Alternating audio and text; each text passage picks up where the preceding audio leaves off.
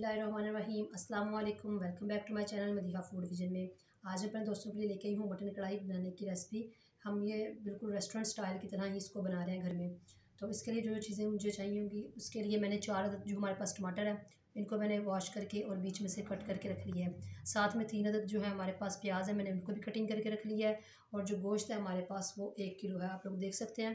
इस तरह से उन्हें मैं बोटियों की शक्ल में मैंने छोटी बोटियाँ की हैं ताकि ये ईज़िली गल सके। तो हम लोग इसको प्रेशर कुकर में नहीं बना रहे, आप चाहें तो इसको प्रेशर कुकर में बना सकते हैं। मैं इसको कढ़ाई में बना रही हूँ।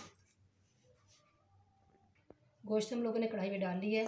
साथ में लहसुन अदरक का पेस्ट भी हम लोगों ने रखा हुआ था, इसको चॉप करके वो डाल रही हूँ। साथ में मैंने जो 3 अदद प्याज रखे थे कटिंग करके वो डालें। और जो टमाटर है मेरे पास, इनको मैं इसी तरह से रख दूँगी। बाद में इनके ऊपर से छिलका उतार लेंगे जब ये गल जाएगा।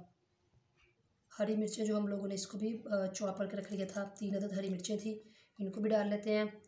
लाल मिर्च का जो पाउडर है वो हम लोग 1 खाने का चमचा इसके अंदर ऐड कर रहे हैं। सूखा धनिया जो है वो भी 1 खाने का चमचा। और हम लोग इसके अंदर ज़ीरा नहीं ऐड कर रहे, क्योंकि मैंने पहले भी आप लोगों को अपनी वीडियो में बताया कि ज़ीरा जो है वो अगर आप अभी से डाल देते हैं तो वो जो हंडिया का कलर होता है वो चेंज हो जाता है। नमक हम लोग इसके अंदर ½ टी स्पून ऐड करेंगे।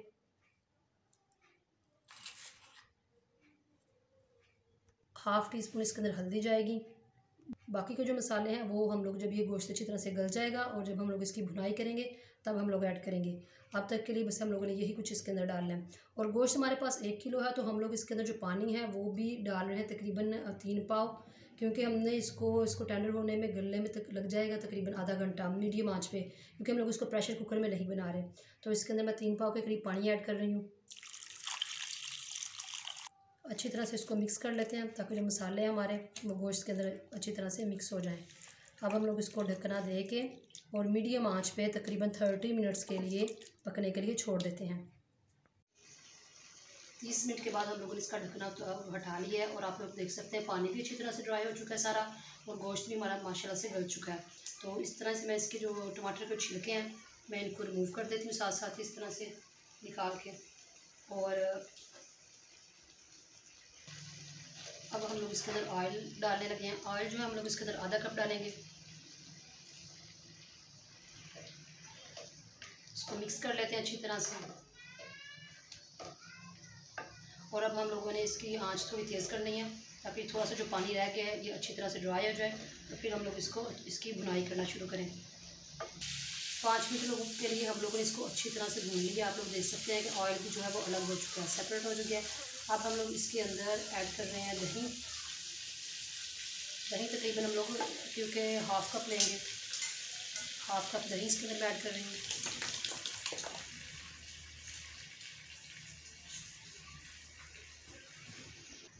अब मैं इसको और मज़ीद अच्छी तरह से दही के साथ दही के पानी में इसको भून लेती हूँ।